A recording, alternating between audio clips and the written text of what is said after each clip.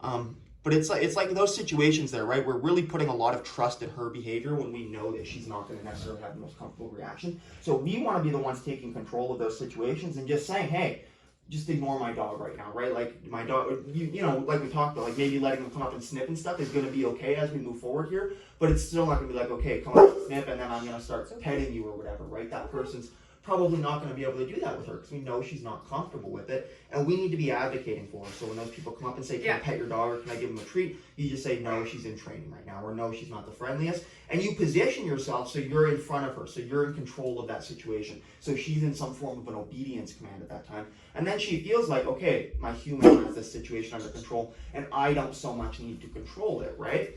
So, and that kind of goes back to that idea of like your kid having friends and stuff over too, right? It's again one of those situations where we're kind of just gambling. Like sometimes they come in and say hi to her and she's okay with it. Other times they come in and they say hi and she's not okay. And most of it's probably related to the amount of spatial pressure they're putting on her and how, you know, how much confidence they're approaching her with that she's going to be okay even though she's not okay with it, right? Yeah. And there's probably a lot of clear body language signals and stuff like that are just not being observed. Yeah. And so again, it's like your friend has, or your kid has friends and stuff over, like we know her behavior, so we're going to set it up in a way that manages it and keeps it safe while also causing her to realize like, hey, I don't need to react in these situations. I don't need to worry about these situations, right? And that's the nice thing about management and structure and getting control of the dog is they're going to understand that you are in control of those situations and they're not going to feel the need to do that reaction, right? Because that's a lot of times what this, like, that's what I see here is a dog that's just insecure with your ability to handle situations, so they're taking on that role themselves, and it's especially common with a dominant breed like a Rottweiler to see that, right? And so, like, even things like this, like, it's not that it's a big deal or anything, but just letting her sniff around and stuff, right? Like, some people will say, like, yeah, let the dog sniff around, let them do all this stuff, right? Like, you know, some people will bring a dog into a new house or whatever, and, you know, like, just let's go explore the house, like, go sniff around kind of thing, and I'll just be at the end of the leash letting the dog sniff around. It's like, again, you're telling the dog, like, okay, go do what you need. Yeah, you're in control. I don't know what you're going to do here, but go figure it out for yourself kind of thing. And then we're just kind of trying to deal with the consequences of that instead of being proactive and saying, hey, I don't need you exploring this environment right now because there's nothing in here that's going to be for you right now. So just lay down, be calm, be right where you are, right? And then those are the states of mind that we want to be reinforcing, not that state of mind of curiosity or whatever, right? Especially not right now. Again, going forward, as we maybe increase her confidence and her ability to appropriately respond to these situations, improve her impulse control in situations where she might be inclined to react or bite, then we can start experimenting with letting her have more of that freedom and decision-making ability. But right now, she's showing us clearly she's not capable of making good decisions consistently, so we need to stop allowing her to make her own decisions and say, like, hey, we're going to be making all of these decisions for you. That door opens up, you decide I want to go out it, that's a no, I'm going to correct you and tell you can't do that right now, right? Dog walks by, you want to go towards it and say hi, I'm going to say, no, you can't do that right now. But again, obviously it's not that simple. We need to have a way to communicate and control that stuff. I see you have a prom collar already, so that's good. Do you find that that's been helpful for you with the prom collar? Or there's no way I could walk her with her. Obviously, hey. And so, like, when you're walking her, does she walk relatively loose on that leash pretty well, or do you find you're kind of yoked up on that collar pretty firmly? She is perfect until there's another dog. And then as soon as, like, even, like, and it's because, like, I just don't know how to do, properly like, a proper correction for her to, like, take it. And so, like, as we've come up to dogs, I have it so, like, she will stay here with me, and then at the very end, she's pulling. And, like, I can't get her to, like, stay back. When she sees that dog, like, does she immediately start going into a behavior? She scans for dogs when we're walking. So she's pretty alert, like, kind of thing when you're walking. And do you find, like, she's, like, when she's walking with you, like, behind you, kind of in front of you? Usually when her and I are walking, she's here. Yeah. Like, right, like, her nose is slightly above my leg. That's the information I'm looking for.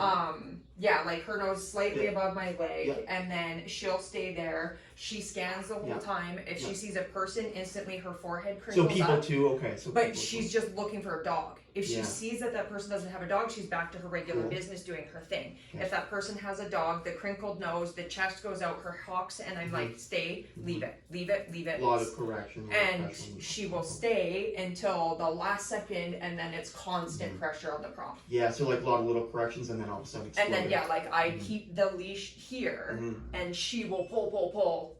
At the end. So Yeah, and so like again, like a few things, and we'll get into this throughout the training and stuff, and we're gonna obviously update you through videos and through social media and just emails and stuff like that to let you know kind of what we're working on and stuff. But like again, just like a simple fact, and that's an important detail for me. It's like some people will say like, yeah, the dog walks in a perfect heel, and they say like the dog walks right here and points beside their left leg. But then that's where it was nice that you added that detail of the head is out here in front of your left leg, because that again is the dog is taking on a position of leadership, in my opinion, with that, right? And a lot of people would disagree with me on that. And but see, that's what I felt too. Yeah. And then our other trainer, because when we were in classes, Yeah. we actually had to do an exercise where we Yeah. put our leg out so that they stay Get behind you. Yeah. And she just would never do it. And she was Yeah. like, she's just more comfortable there, so just leave it. Yeah, and that's it. That's just it, right? Like dogs they'll find That's that. it. They'll find comfort in being Yeah. in charge, especially a dominant dog like this, and trying to get them into that position. Again, like there's a huge psychological component to a dog being physically behind you, like their vision being physically behind you. And you can obviously see it on your walk. It's like she's fine in this one specific spot, but as soon as her head gets back here Yeah. behind me, all hell breaks loose. Like it's no control kind of thing. She's trying to fight that, right? And that's again because she's trying to fight for that position of leadership. Absolutely. And when a dog's head's in front of you, they're gonna be scanning, and that's why their head is in front of you, is so they can see everything in front of you and look around you, right? Yeah. So they can turn their head to the right, see everything over here, turn their head to the left and see it over there, and react first to that. And so that's gonna be one of the biggest battles for us, and maybe it's gonna be easy, maybe it's gonna be difficult, is getting her walking behind us first and foremost to some extent, because once we get that, a lot of the pieces can fall into place because Yeah. we have a follower mentality instead of an I'm in the lead mentality. Yeah, right? because I walk her with my burner sometimes. Yeah. And Yeah. they both walk like one on one side and one on the other. She has to have her Yeah. head or Yeah. nose in front of his. Yeah. And it's like no matter how Yeah. many times I'm like, she just won't. Yeah, and that's So- where we get into the idea of like experimenting with different tools first of all. Yeah. Like the prong collar is probably a great tool for controlling and like minor corrections on the walk and stuff, but you know, I'll be the first to say like I'm not a fan of prong collar corrections usually for reactivity or dogs that are really escalating. I find that they're not going to be the most effective, and if anything, you're going to get the dog worked up. And that's where you might see like a bunch of little pops on the prong collar, frustrating. Now the dog's close and I'm going to explode. And that's exactly what she does. And then, It works her. yeah, exactly. They can work dogs up if they're not used necessarily correctly. Yeah. So a lot of times we'll actually just use slip leads. Honestly, with a Rottweiler, we're probably going to switch to a dominant dog collar, which is like you know what a slip leash is? Yeah, like just ones that go like Yeah, exactly. It's like that, but it's a collar form of that. So the collar is the slip, and then you have a little tab for a proper leash to clip on, and it has the exact same effect as a slip leash, but instead of being one rope, it's a leash clipped onto a collar that does the same slip leash effect. And I could grab one to show you, but they're very thin gauge of nylon, and it's really effective for applying corrections that instead of working the dog up, de-escalate the dog. So I'll kind of show you how that works. We'll take some videos of us using that tool, because that will most likely be our route with a dog like this. Again, I'm going to guarantee this is a dominance behavior with a dog like this, Yes. a breed. Oh, it absolutely is. And so it's like I said, like even like your comparison to your burner, it's like burners are naturally going to be a lot more of a follower dog. That's Yeah. kind of their thing, versus a Rottweiler where they're going to be a lot more headstrong, a lot more pushy with that I need to be in charge mentality. And you know, in some respects, like some of that might not fully ever go away, but we're definitely going to do our best to reduce that to the point where she's comfortable with you being in charge of situations. Yes. Again, with a Rottweiler, there's still going to be things that like maybe there's going to be rules in place that maybe are going to have to happen, right? Like, you know, your kid's having a party or something at the house. The dog's probably not going to be the social butterfly that's zipping between people saying hi. She's probably going to be in her crate or on a place bed or something, right?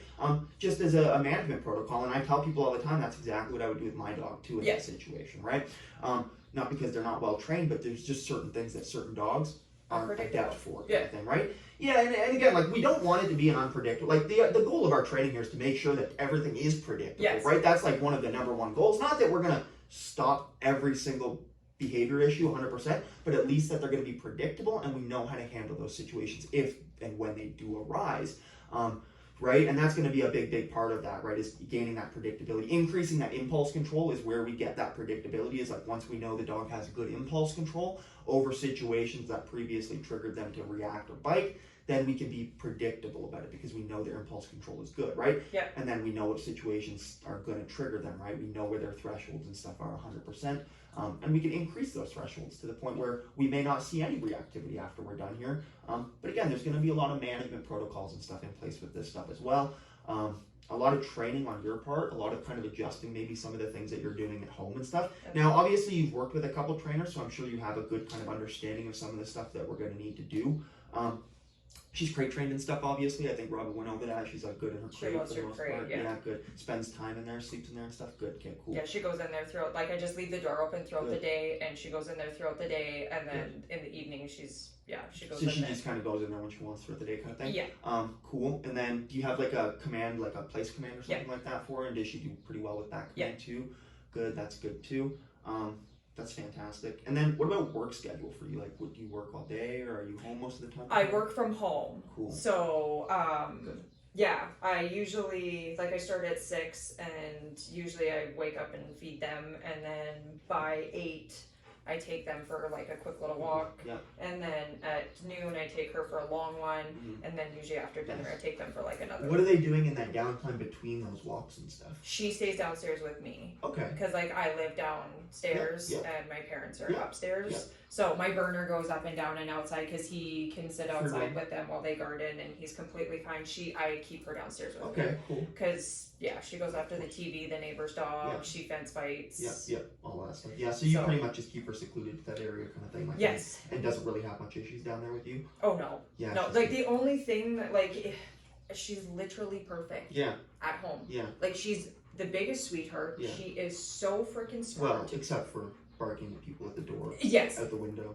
Does she bark at the window? Or not like get aggressive at the window? Yes. If she's upstairs? Yes, she does. And then the TV? Yes. And then people coming in the house, probably not great. No. Yeah, so maybe not perfect. So, but I meant just like with me, like in my space. But like no, when you bring anything outside into it, that's she just turns it, into right? like it's off. It's completely different. Yeah. And even my parents, they were like, "She's so different," and she's like, "I can't believe that this is the same dog." Yeah, like, I know. Yeah, it's one of those things where it's like, it's good to have a controlled environment where you're not necessarily exposing the dog to all these triggers and you can control them, but at the same time, you never get to work on those issues then, right? And again, you're not in a position where you know or have the tools in place to necessarily work on those issues, but again, it's like if we want to resolve these issues, we need to allow them to experience what we think is the wrong behavior, to go into that behavior, and then we can correct it, right? We can't necessarily put them in a perfect sterile aquarium forever and expect the behaviors to go away. They're just going to continue to manifest and kind of be there, right? Yeah. And then when you do introduce that trigger, again, you get that behavior again, right? So so at some like to some extent, a lot of this comes down to exposure work and actually exposing her to these things and allowing her to make these mistakes so we can correct them and control them. So she realizes that, okay, those behaviors are off limits, right? And so like even in your situation right now, it's like there's not a lot of situations where you're necessarily having to provide control or rules or set boundaries because of the environment she lives in. It's pretty well controlled for the most part until you take her into public or whatever, right? And so that's where you run into issues. It's like pretty good at home, not necessarily a lot of need to like, set rules and boundaries or correct unwanted behavior because you're not seeing it. And then you go into public, you see all these unwanted behaviors, and then you're trying to correct them there. It's like you almost need to correct them at home first to some extent, right? Some of those things. So things like guests and stuff coming over, we need to set her up so it's like a guest comes in the house and we can correct her for trying to react to that in a way that she understands, and then teach her what to do instead in that situation. Yeah. Or, the TV, that's an easy one, right? It's like the TV needs to be able to go on, and if she reacts, she needs to know that there is going to be a consequence for that reaction, and then know what to do instead of that, right? Which is ignore the TV, lay down, walk away from it if you're excited by it kind of thing, right?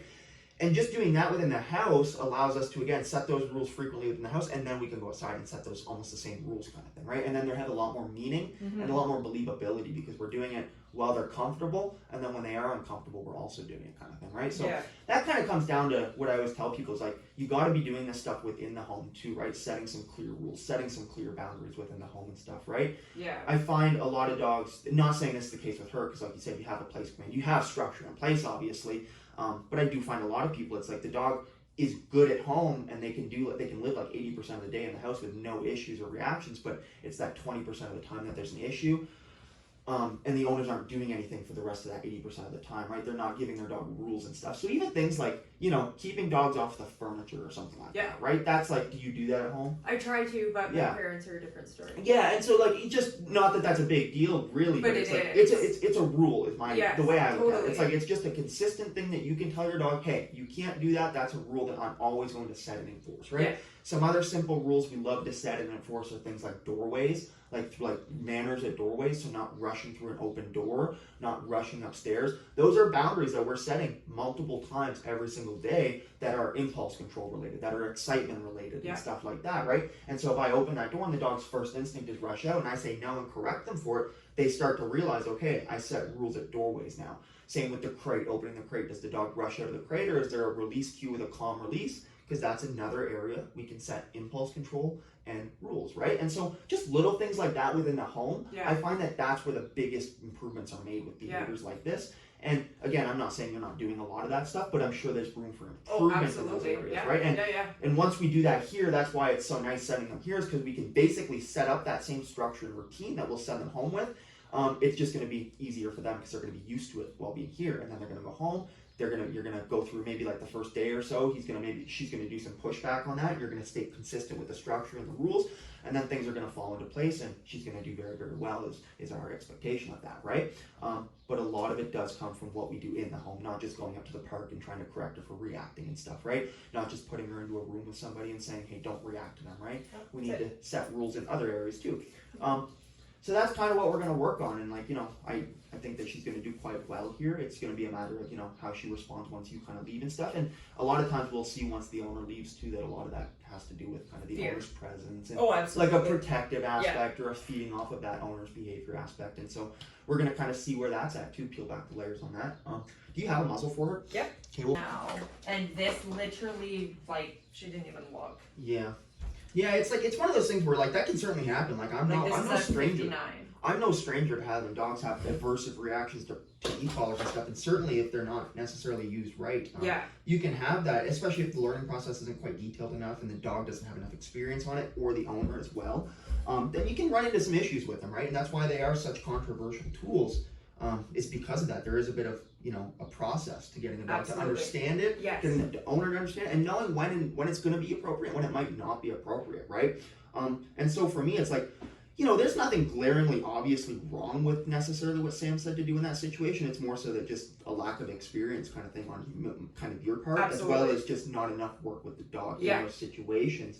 Because it's when it comes to fence fighting and stuff, a lot of times it is a simple fix. Is okay, the door opens up, the dog sees the other dog. As soon as they enter that reactive behavior, a correction is applied for that, right? But everybody has their own ways to do it and stuff, and like I said, we're gonna have to experiment a little bit, and there's a potential that the e-collar is just not the right correction for a dog like this. Like I said, it's not uncommon to see e-collars in certain situations, certain circumstances, work dogs up. They're great tools for enforcing obedience commands. They're great tools for enforcing a recall and stuff. They're not always the best tool for correcting reactivity. Whenever we're correcting reactivity, we're always looking for a tool that de-escalates the dog's emotional level, right? It regulates their emotional level and brings them down instead of it's escalating them up. So tools like prong collars and e-collars, in my opinion, typically will cause escalation unless they're used super properly, right? And so, there's so many different ways to do this stuff, and we're going to kind of experiment with what works best. We're going to condition the e-collar probably a little differently than the way you did it with Sam. So when you conditioned the e-collar, I would ask, what was the process? Hitting the vibrate button and then hitting the stimulation if she didn't react to if she didn't react to the vibrate. What was the trigger used to set that up, I suppose, would be what I would ask, when you conditioned that prong collar. What was the first time a stimulation was used on the e-collar? With my, when I lived in my house in Calgary with the neighbor dog.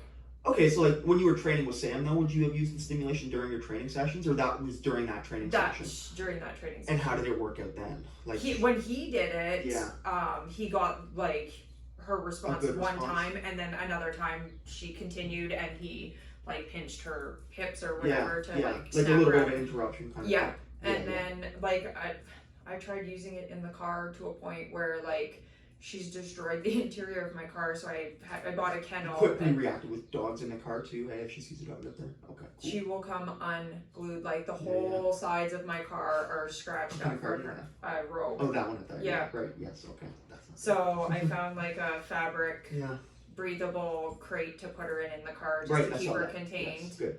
Okay. No, like I said, there's there's nothing necessarily glaringly wrong with that usage. Typically, when we condition e-collar, we're going to condition it to our recall first and foremost, and then we're going to start using it to recall her off of triggers, and that's really where we get into that. Once we have a solid recall, we can usually get the dog out of situations and de-escalate them just by using that recall with the e-collar. Again, we'll take some videos of our process and stuff. I don't necessarily want to get too far into it with you because I don't until I work with the dog. I don't know exactly 100% what the game plan is going to be, but I can tell you our goal is going to be to find a tool to correct these reactive responses that de-escalates the dog, and that may be the prong collar, that may be the e-collar, that may be something other like the pet corrector or like a bonker or something like that. We'll kind of get into those tools and how they work, but that's good for me to know how she is with the e-collar. So getting it on and stuff, she's got no issues putting the e-collar on and stuff for the most part. Good. That's good. Yeah, that kind of covers everything. If you want to put that e-collar on her, we can. Do you know how to turn it on and stuff, obviously? Yep. I would just put it on her just so everything's on and ready to go kind of thing for us to work with. And then I'm probably going to switch her over to a slip leash, actually the dominant dog collar here too right off the bat, just so we have that on her too. Do you want me to take the... Yeah, I'll go grab that the other collar before you take the prong collar off. Okay, so just give me 1 second. My dominant dog collar might not fit, but I need to hold this. It's like a good girl. Beautiful baby. Yeah, that's so good. Hey, we're gonna learn so much. Yeah. Are you gonna learn so much? Yes, you are. Yes.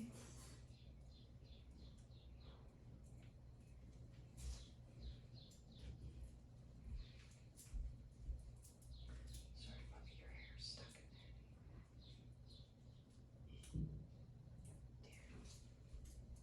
Beautiful.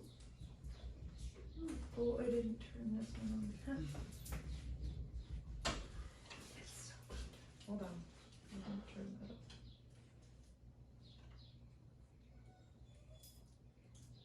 It's always a pain in the butt when you forget to turn it on before you put it on. There. There you go. Cool. There we go. Now, okay, so with those points, you haven't noticed the same soreness or anything?